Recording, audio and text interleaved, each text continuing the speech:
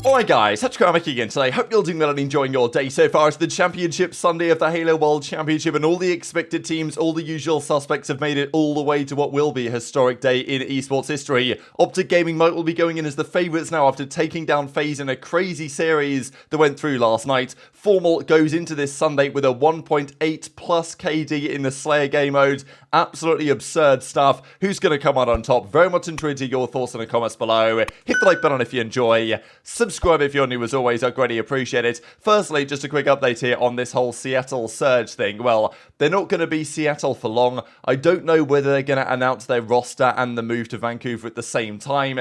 That feels like what is probably most likely at the moment. But yeah, they put this out again. We can see figure 1 escape route. And I'll come back to the picture in a second. I did also want to note this pretty funny comment that they put up on their kind of render of this. Again, turned down a massive bag from OpTic a few months ago just for him to leave for free and join them hold the L. So pretty funny they put that on there because, you know, I think that is kind of valid criticism. I know people will say, oh, well, you know, at least they tried to win, right? They at least tried to keep Pred, and, you know, the intention was they were going to stay good. The issue is, when they turned down the massive OpTic bag for Pred, your team is always in a bit of a weird spot. When the team Pred thought that he was going to be gone, that then never happened. The team then had to regroup and regain and put themselves back together, and it was never going to go quite as well, given the fact that they knew that that's kind of what Pred wanted, and it was going to happen eventually. So, you know, from Seattle's side, sure, they turned down the money in search of winning. Did they win anything? No. So, you know, I think it's kind of valid criticism to say that they should have just taken the money when they had the chance, let Pred go and do what he wants, and then actually, you know, bring someone else in with that money and potentially bring Gwyn in, make some further changes.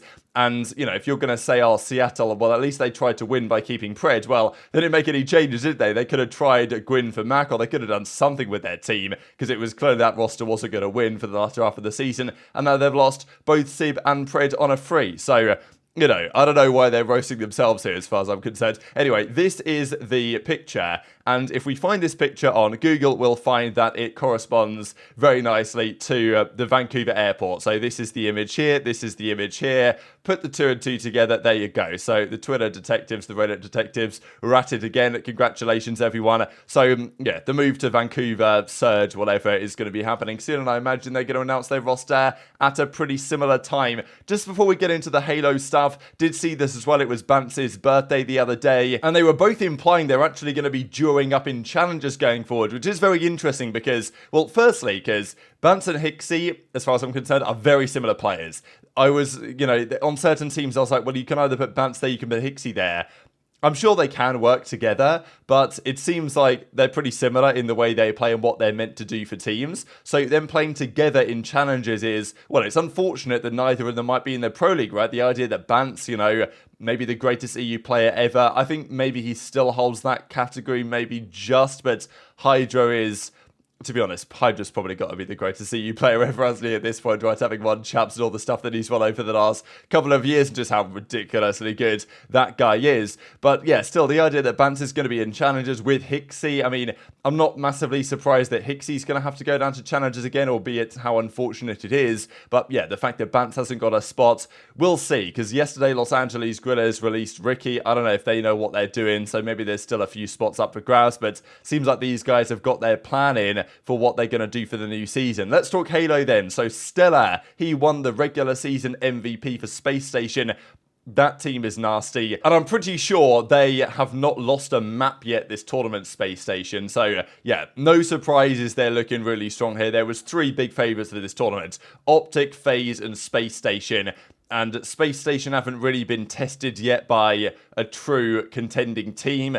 OpTic and FaZe got tested against each other last night, and we'll see that here in a second. So, just crazy storylines coming into this one. Of course, it's an interesting time they're hosting this World Championship. It's quite a while after when the COD stuff was, and albeit, you know, the COD was way too early as far as I'm concerned, but at least it did miss out on a load of, you know, they usually try and get it done before the seasons begin for other regular sports and stuff when the interest might be a bit lower, but still, I think the Halo World is positioned at a decent time, and it's, well, it's certainly entertaining. The storylines on this are mega. So Sentinels versus OpTic was the first series. The Sentinels team isn't quite what it was. I mean, Lethal is here and you got Spartan and all that stuff, but some of these guys went over to FaZe, and that's now like one of the real contending teams. So OpTic went up 2-0 on Sentinels. They got the job done with a relatively swift 3-0. And then they played FaZe. So OpTic were on a pretty hard side of the bracket here, it's got to be said. They dominated their pool. They didn't lose a map. They went 9-0 map counts. They then go into the bracket play on the side of Sentinels and FaZe that are, well, those are the other two teams that will make the championship Sunday alongside OpTic and Space Station, as we'll get into now. So, you know, crazy stuff. The other side was Space Station Quadrant. There was some body shots going down here. So, yeah, this team, Stellar, Eco, Bound, and Penguin, kind of like the former Cloud9 guys, they went to Space Station. They won that recent tournament at, like, it was their home kind of Space Station tournament. And there's been a bit of friction or a bit of beef really between FormaL and Space Station, I think, a little while ago. So that's going to be exciting. And clearly the skill gap here is pretty mega when you see the best teams and the favorites get through without any difficulties. I mean, there was no question of any of these teams getting knocked down in pools or anything like that. It's just, it's just a clean road until you get the real top teams facing off against each other. And that's what we had yesterday. So FaZe versus OpTic was a remarkable series in the sense that it's not like every map was close. There were a couple of very close maps in here, but some maps were complete domination one way or the other. Like FaZe completely smoked OpTic off the face of the earth game one, 250-17. This is the team of Frosty and Renegade and Snakebird, of course, and Royal 2 as the fourth man. So it's a great team on paper. And I'm just a little bit confused why they, honestly, like, if there was no crowd, no pressure, nothing like that, I think FaZe might be the best team here. But when these factors are brought into play, when FormaL walks into the venue at the World Championship, and also it's pretty funny that this game is called Halo Infinite, and, you know, the game that he had his absolute legendary run on in Call of Duty was Infinite Warfare, right? So I don't know if there's anything to that, but yeah, FormaL on games with Infinite in the title seems to just come different. And obviously, we know that when FormaL walks into the venue at the World Championship, he's always at absolute peak performance levels. You guys might even remember the World War II World Championship when he was off the OpTic team at that point. He went to Luminosity, and their team was, I think it was Slacked, John, JCap, and FormaL maybe. And, you know, pretty good team on paper, but nothing crazy. FormaL at that event had a 1.36, I think. He had just an insane performance that tournament. And I think they only came top 6, maybe top 8. But they could have gone deeper, and FormaL was one of the best players in the venue that event. And it's always the case at the World Championship that FormaL just turns up. And it's got to be so scary to play against. I know that it was mentioned by Dashy in the OpTic podcast the other day that, like, no one wants to play FormaL. When you play, like, when you're going game 5 against FormaL on the other side of the stage, you just know you're going to have a hard time. And it must be a massive confidence booster to, like, if I was teammates with FormaL and I see him next to me and we're going game 5, like, you got to be so confident. So after going up 1-0 here, FaZe then had a really close match here with OpTic. Went all the way down to time, actually. There was a pretty big moment where I think it was it Lucid or Trippy was about to get naded? I think it was pretty much roundabouts here. So yeah, Lucid is almost getting grenaded. He uses the repulse to get away from it. And then just about OpTic win this one like 46-45. They then went on to win game 3 pretty comfortably here. And then it went to an oddball. And yeah, the oddball was actually remarkable. It went all the way to round 3. To be honest, I thought that OpTic were going to win. Then FaZe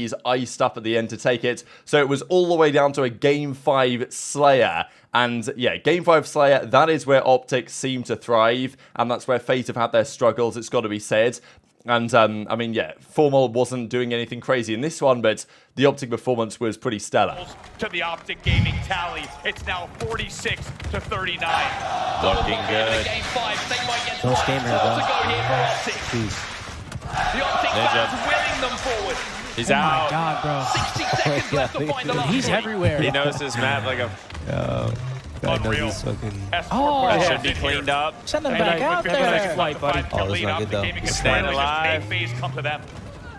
Come FormaL on, gets come on. another one. That we should be keep good. spamming.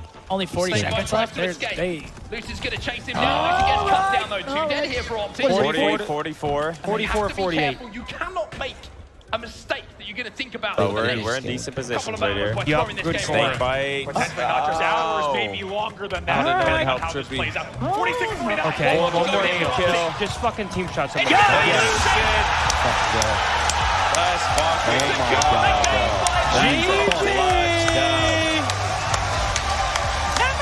That's a clutch GG, baby. you out of the boys. Lucid making play after play there.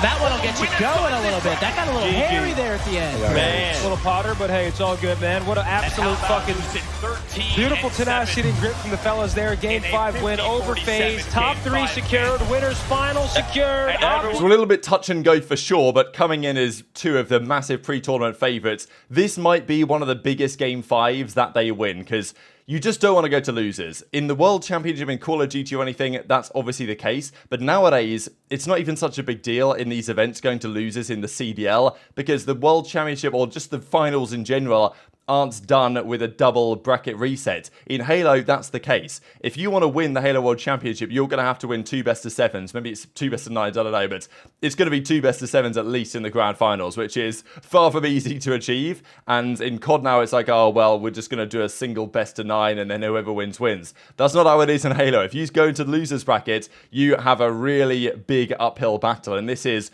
always winners round 2. Such a massively important series to win. Same with the winners finals, for sure, but winners round 2 victory guarantees you top 3, which is always a good step. So as FormaL says, let's go. One against FaZe, 3-2, absolute war, advance to the winners finals tomorrow.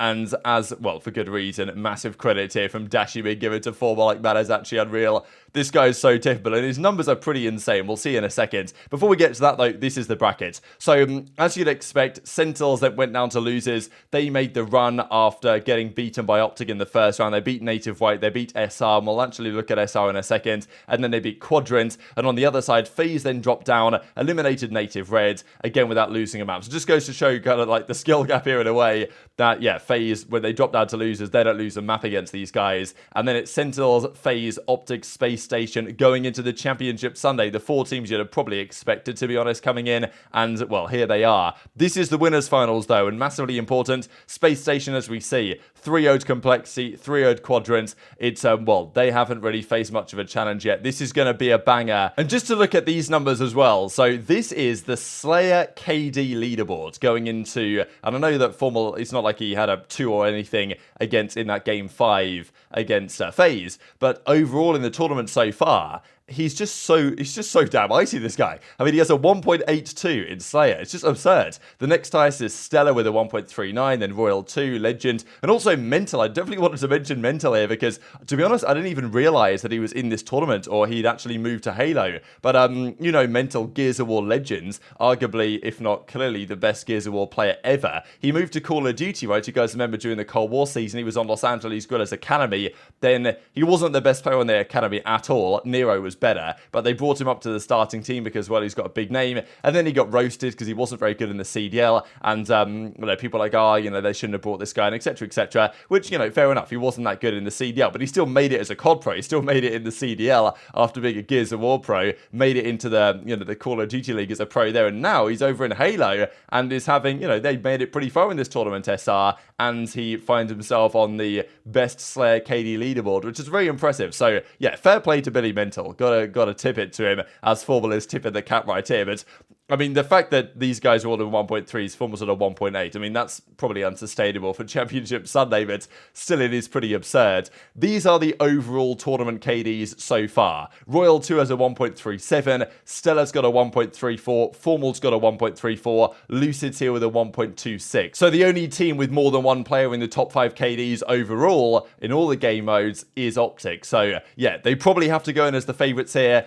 I mean, who knows what's going to happen. I think any of those 3 teams could win between OpTic, Space Station, and FaZe. FaZe could still make the run, but I don't know if I believe that, like, FaZe can actually take down in a double best of 7 either of, like, OpTic or Space Station. So, yeah, we'll see, but it's going to be mega. And if FormaL can somehow go back-to-back, I mean, he's already clearly the greatest controller esports player ever, especially in the FPS side. But if he wins again today, that opens the door even wider to, like, FPS in general, or just, like, you know, esports player in general. It's going to be pretty crazy, but well, one final step for these guys, and it's going to be a massive challenge. So very much enjoyed your thoughts in the comments. Hit the like button if you enjoyed, subscribe if you're new, take care, and I'll see you next time.